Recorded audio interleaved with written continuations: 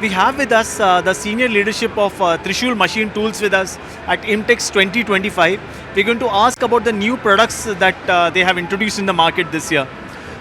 Firstly, what's new in the market, sir, that you have introduced? Good afternoon. My name is Shiva Shankar, Managing Director, Trishul Machine Tools Pvt Ltd. in Bangalore. We generally manufacture polygon turning machines. This year, we have launched a machine for generating balls. This is a stainless steel ball useful for machining components for the valve industry. We already have about 4 to 5 confirmed orders for that. That's a very good launch we had this year.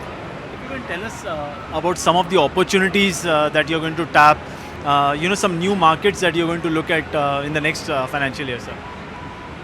Currently, we are in about 7 different countries: UK, USA, Germany, Turkey, Mexico, Taiwan, and South Korea. This year, we propose to make very serious efforts towards launching our machine in Japan. That's our ambition. We are working very hard on that. I think we should see some success this year.